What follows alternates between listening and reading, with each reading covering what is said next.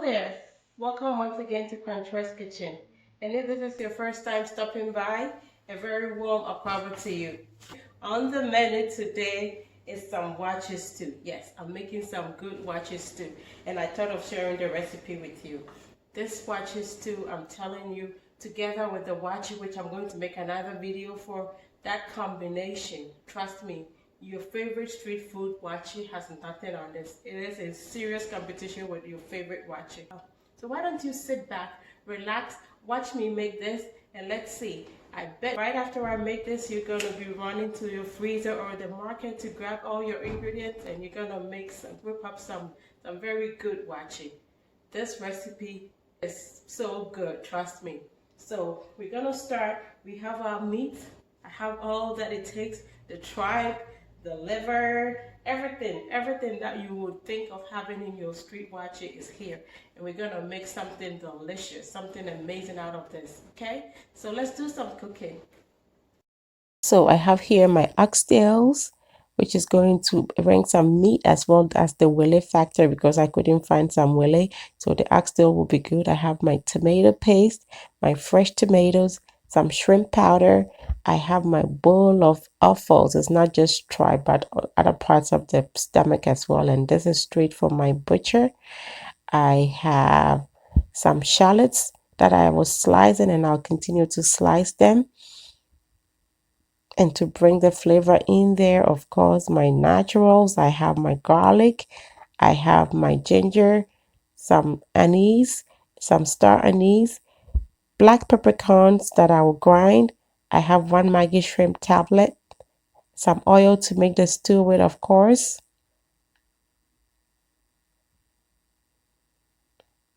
And so now we begin by pouring all our meat into a big pot.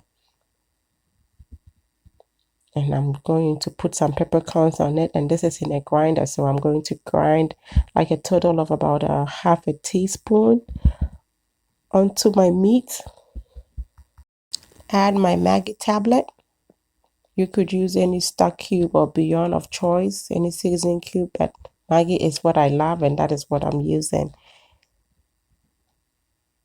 And I added my 2-star anise, some salt, always according to your taste, of course, and I'm going to be blending my garlic, ginger, anise, and some shallots.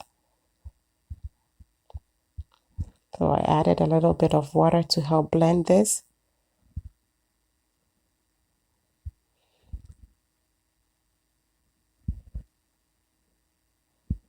And then I poured half of the contents of the blender onto my meat. And I'm giving it a good stir now. So everything is evenly coated with the seasoning. And then I'll set it on fire to cook. But in the meantime, I'm also going to blend my tomatoes inside the remaining ginger garlic mix.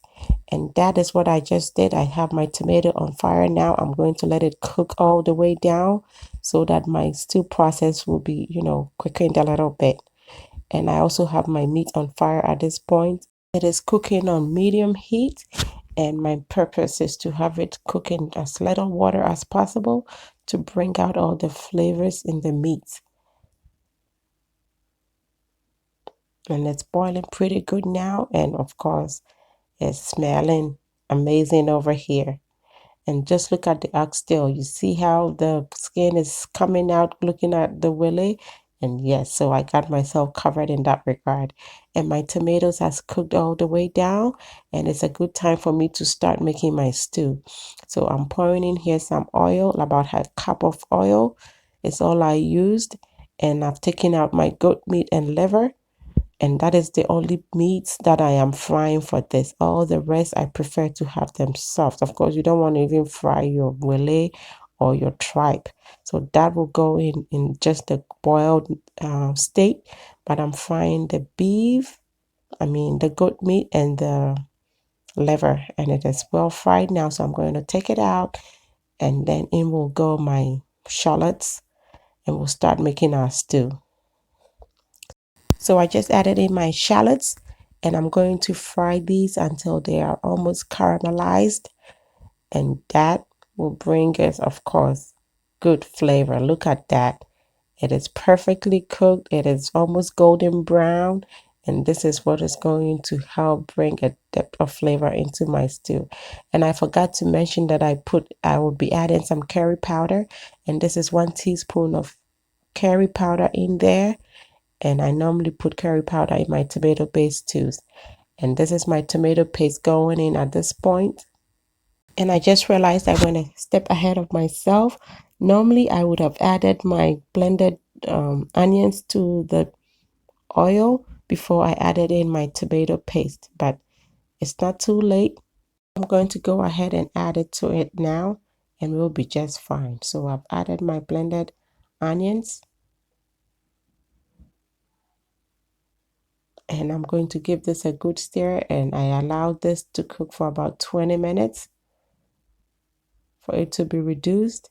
And at this point, I am going to add my tomatoes that I have cooked down. And our stew is at this point going to just be cooked on very low, medium heat. And I'll be constantly stirring. And I did this for almost an hour, constantly stirring because I want my stew to be really reduced and darkened. Just like this. You see, this is about like 50 minutes later, and this is the result. Our stew has really cooked down. It is reduced. It has thickened. And now a good time for me to add in my shrimp powder.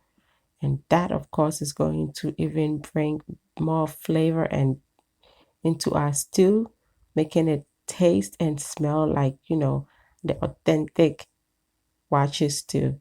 So there is my shrimp powder in there. And if you happen not to have that, you could probably use some herring powder if that is more available to you. But this helps. And at this point, I added in about a cup of water just to help the stew to be lighter and to be able to cook a little bit more, because I still think the stew needs a little bit more cooking. I want that dark, rich color of the waakye stew that you get from your favorite lady.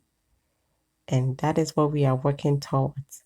And this has been like cooking for a total of an hour now since I added the tomatoes. And at this point, I think we are good. It is thick enough. It is cooked down. And so I'm going to add in my meats very shortly together with the stock. And then, of course, we'll let that cook for a little bit and our stew is good. So I just poured in my stock together with the meat. And I'm going to give it a good stir. And at this point, I'm just thinking in my head, it is about to be lit.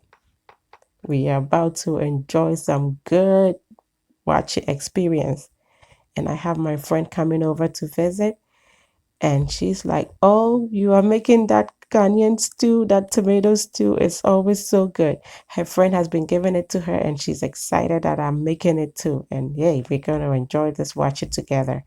And whilst I was running my mouth, I added my fried meat and liver. And so it is all incorporating. It is soaking up the flavors of the stew. And at this point, my stew is well and good to be put on the table. It smells amazing. It looks beautiful. And boy, it tastes divine. Just look at that. If we were to have a roll call, if you had gone to your favorite joint to buy the waakye and you were asking for all the various kinds of meat, mame me pe tawo, ajia me pe wele baako, pacho mame brebo baako, mame, what else? Me pe nemchinam, me pe de yachi. You have all of it in here. Like, I really wanted to give myself that experience. And normally that's what I do anyway when it comes to waakye. If it has to be done, it has to be done well, so I don't miss home.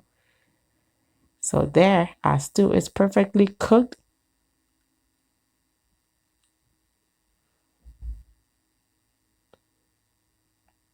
And I hope this makes you want to try it. I hope you, by now, thinking this is so easy and you can really make it home, especially for those of us away from home. There's no waakye joint for you to walk to and get your waakye. So psych yourself. Follow this recipe and you will be in a comfortable lead. You'll make some great waakye. Before you know, you'll be inviting all your friends over so you can whip this up for them and they will love you for that.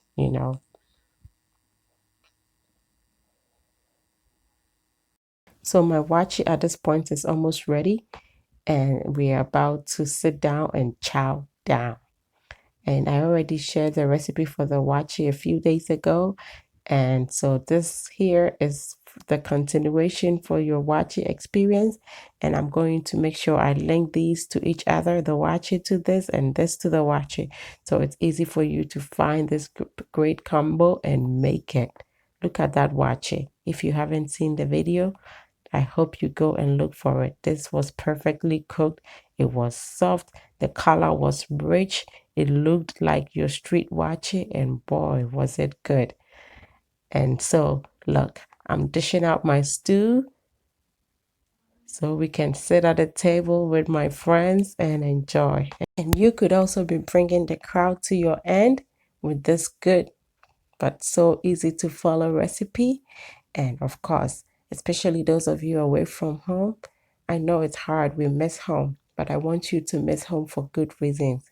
Miss the people, the family, and friends, but certainly not the food experience because here, Contra is here to help you make all these great recipes. So far as she knows it, she's going to share it with you, and you will be happy. So look at that. And this is our table. I have my little waakye joint going right now. I have all it takes, everything that you will find at a waakye seller's joint. Ajia Kwanchua has it here. Call me Ajia, call me Asana, whatever you want to call me. Yes, I take it because yes, I did it and we are going to enjoy it. And I hope you will try this. I really, really hope you give this a try. I didn't go to all that work to make this video just for making sake. I want you to love it, try it, enjoy it, and share it. So share this video with your friends. If you think this is good enough, can you please give me a thumbs up? Like that, with a dollop of Controls Kitchen amazing shito and some fried red snapper, my plate is all set and I'm about to sit and chow down with my friends. Great conversations are always had along with great meals like this. And boy, what a conversation starter this was. So until I come your way next time with something delicious and hopefully more amazing, be loving, be kind, be happy.